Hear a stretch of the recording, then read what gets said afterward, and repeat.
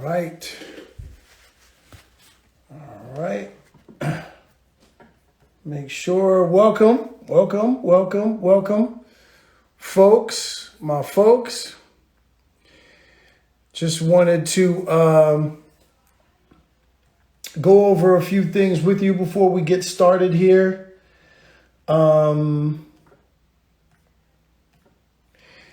This is going to be something that is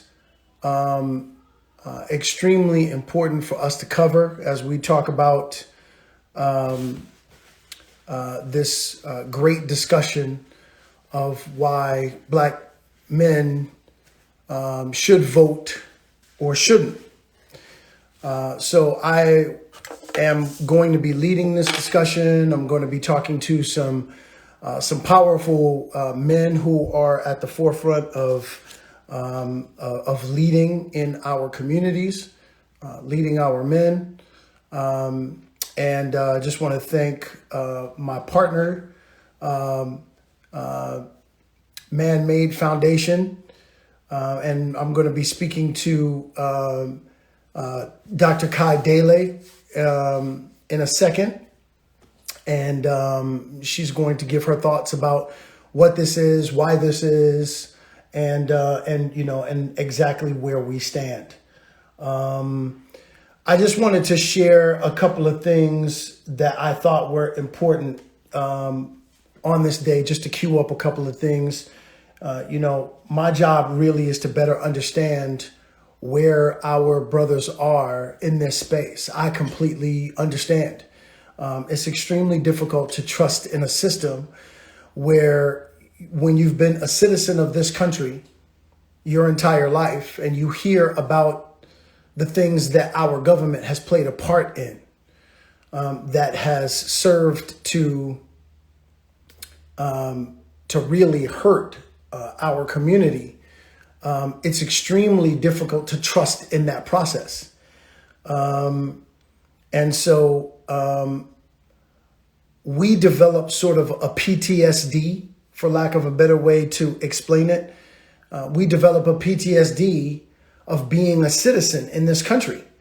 When you hear about your government, when you hear about things like COINTELPRO, when you hear about things like Tuskegee experiment, it's extremely difficult to trust that a system is going to do what it should be designed to do and count your vote.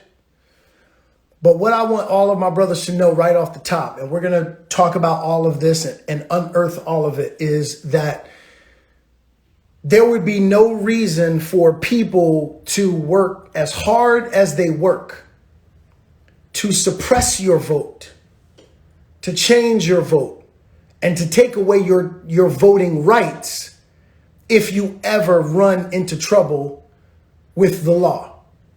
So all of those things are being put into place because your vote does count. People wouldn't be putting all of this energy into taking away your right to vote and suppressing your vote if your vote doesn't count. So with all of that being said, what I want to do is we really do have to hear many different sides to the coin. So I am going to introduce some of those folks. First, I'm going to bring on Dr. Dele of Man-Made Foundation. I got to get her request one more time. And I'm going to bring her in, and she's going to tee up, where we are with all of this. And then we're going to go from there. All right. So let's see here.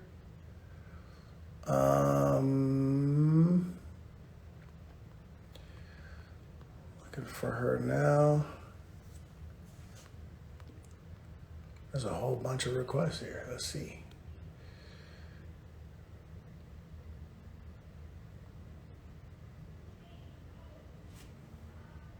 There we go. Let's hear from Sister right now. She is a psychologist and she is the founder of the Man-Made Foundation. And so we partnered up on having this talk. And so I want to hear from Sister Kai now. Good day to you, Doctor. How are you? Good day to you. Thank you so much for using your platform to host such an important message. But of course. Wanting folks to know it only took one phone call to you for you to step up and say, this conversation is important. Black men need to start talking about this a lot more, and I want to use my platform. Many folks don't understand how urgent this is, but you did, and you stepped up as a leader. So we don't take that for granted. We thank you very much. Thank you, my sister. I appreciate it. I appreciate you because, when I heard about Man-Made, I initially thought that, of course, the natural assumption would be that the founder would be a man and not a woman. Right. And when I went in finding out that you were the founder, that you are the founder, it really intrigued me that much more, because I said, this is the kind of engagement that we need from our sisters to reinvest in us. Yeah. And so when I was really interested in partnering with you, because that's the kind of reinvestment that we need from our sisters. Tell us a little about why you wanted to start Man-Made and what you wanted the ultimate goal to be. Well, the foundation was started due to a personal journey of mine. Growing up with a mom, a single parent, and growing up without a father, and also being a psychologist and seeing all of the challenges that Black men were having and Black women were having with being abused and single parents and the Black men being incarcerated, my brother going to jail. I just decided I was tired of dealing with the problem. Who has figured this out? Forget the therapists, forget social workers, forget educators. Who has walked the walk and figured this out? So I figured the only folks that can really talk about this are the Black men who have come out of challenging situations and actually have accomplished some level of success beyond what they thought they could or what the world thought they should. Yes. So I decided to now reach back to the Black man and say, listen, I can't do this on my own. My mother couldn't do this on her own. It's impacted me, my family, it's impacted society.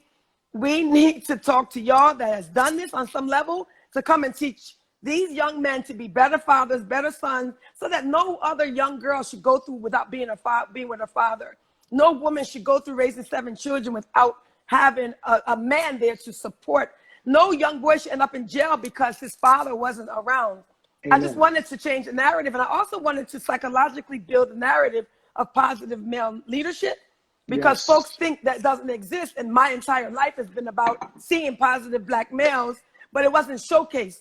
So I decided to create some press and a narrative around that, and also ask those men to come back and not just be showcased, but also come and do the work. Yes. So that's what I did, it for self-preservation and to make sure other young girls and other women did not go through what my mother, I, or my brother went through going to jail. The Black man is part of the solution. We cannot alienate each other and have different conversations. This is not Mars and Venus. We're all on Earth, and we all have to have an Earth conversation. Okay, so mic drop. Mic drop. Let's stop right there. Mic drop. Mic drop. Mic drop. Let's just sit here for a second. Let's let that marinate, because folks that are on right now are like, say what? Yeah. Times 2, ditto that. This is very much like everything that I discuss in Male versus Man. I love your book. Said through the lens, thank you, my sister. This is said through the filter of a woman. So it is so powerful to hear it from our sisters, because that is exactly the case. Well, this isn't Mars, it isn't Venus. We here on Earth together, and we got to work. This is not a competition. It's not. We're supposed to be working in conjunction. It's a collaboration. Yeah, especially since as a woman, we gave birth to the man. Without a doubt. So I don't understand the disconnection, but understanding I'm not just a Black woman. I'm a daughter. I'm a sister. I'm a Yes, indeed. psychologist. I'm a social worker. I'm an educator. You know, I am a woman dating Black men. So Yes. I'm a part of this experience on every level of my life. I'm affected by the Black man's presence. Every level of Yes. my life. So Yes. it's a conversation cannot be avoided. And we have to hold each other accountable to have this conversation. And Black men are definitely the least to vote. And I feel like let's use this platform to make sure that we talk to our Black men and talk about why they're not voting. But you kind of dropped the mic when you talked about it when you started this. The why is very obvious.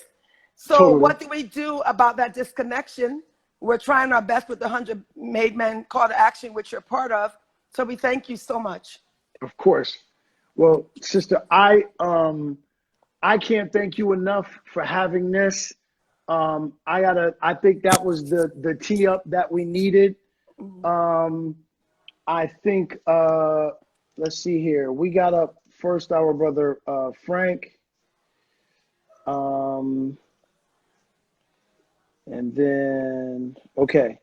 I think I need to I think I'm gonna call in our first speaker, Frank Malone, and get him to really weigh in on this further. But this is exactly what the folks needed to hear about what our intention is and where we stand. Yeah. Is there anything that you want to say in parting? I'm just going to say thank you for being accountable. That's what a Made Man is being about. Stepping up, not talking, but actually walking, doing the work. So thank you for being accountable. And we need more leaders like you. I salute you. And I love this conversation. Thank Sister, you. likewise. I'm gonna get this brother Frank will send us a request so I can get him in here, and we can keep this ball rolling. No, I appreciate that. Well, we So know Brother Frank may be a little late. So okay, whoever's there, pull them all in. right. Well, let's see. If we got if Brother Michael Hatcher is on, Brother Hatcher, let me see you out there.